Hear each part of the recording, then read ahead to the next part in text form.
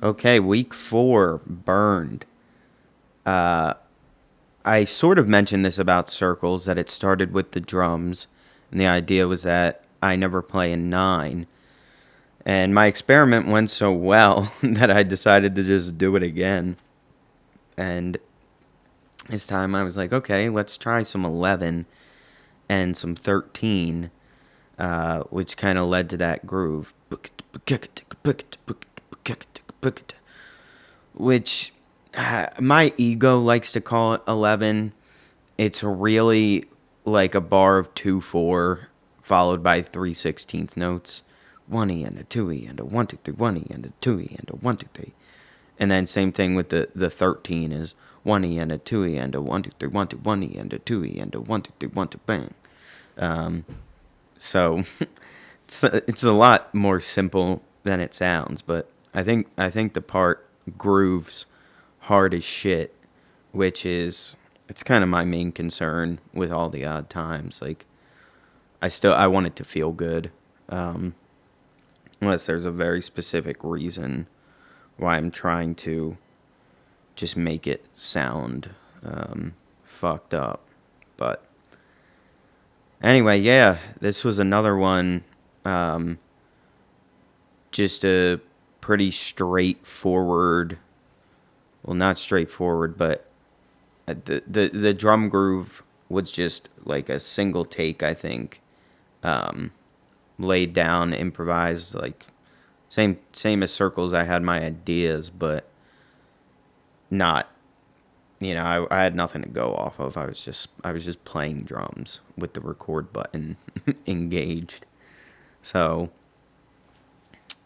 yeah, key thing to note: the the first guitar part, the noodly one, that riff caused a fucking mental breakdown. I wrote it. It was really hard for me to play, and I was trying so hard to force the recording to happen, and just wasn't the right call.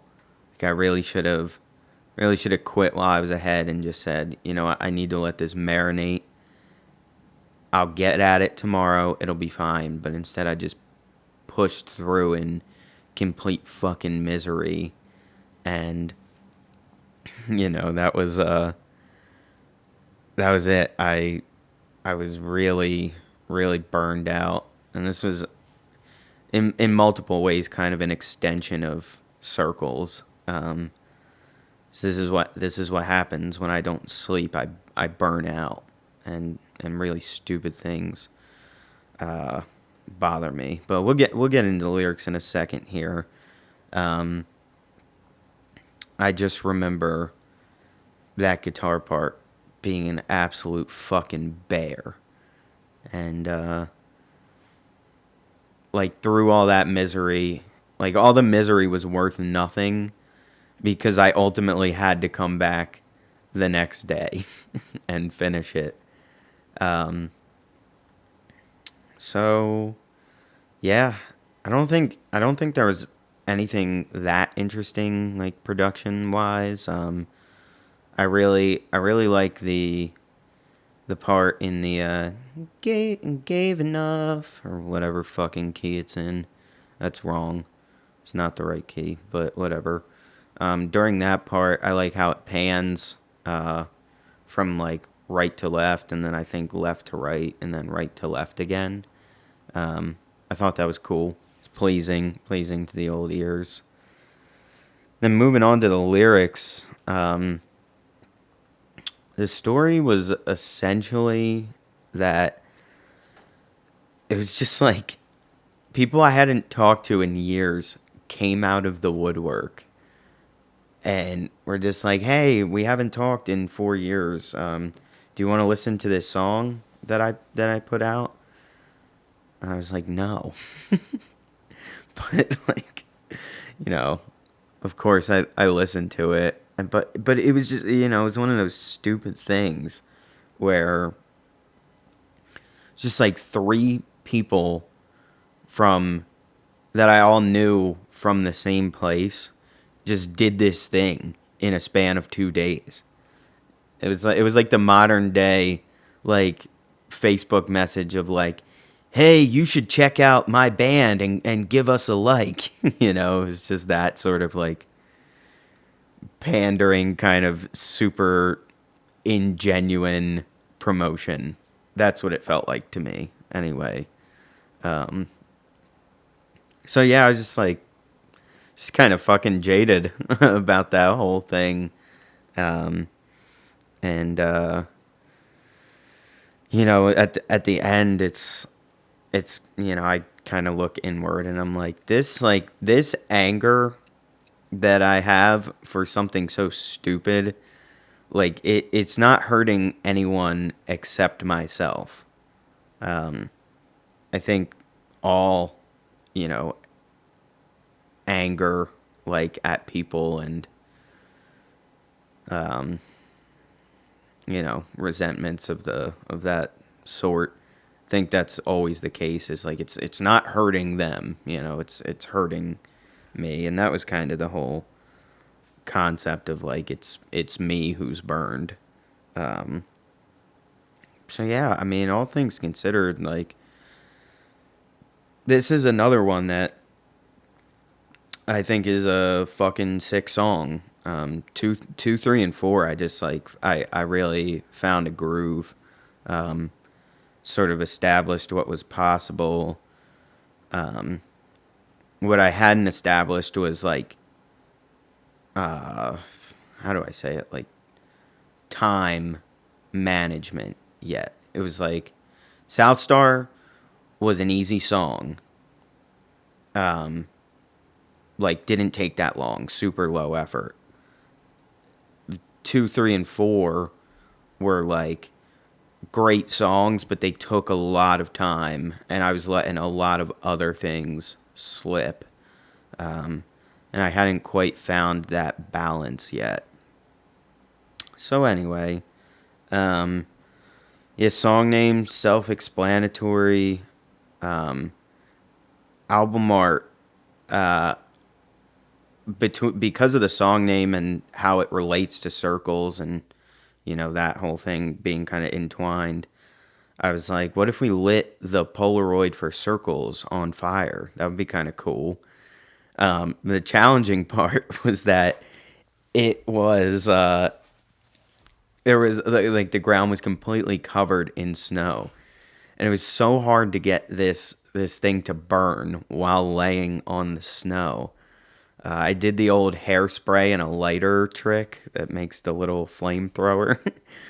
So the picture, I was with Colby and I was like, look, we're not going to get this thing to catch on fire. So like, I'm just going to like blast it and you got to take the picture immediately.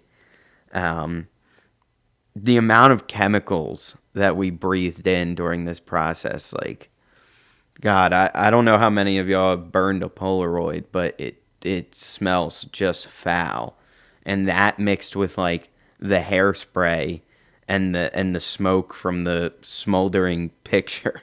It was just. Oh, and I remember Colby had like a Dunkin' Donuts box in her car, and so we kind of thought like, let's like that'll be easier to catch on fire, and we'll lay the Polaroid on that, and it'll work.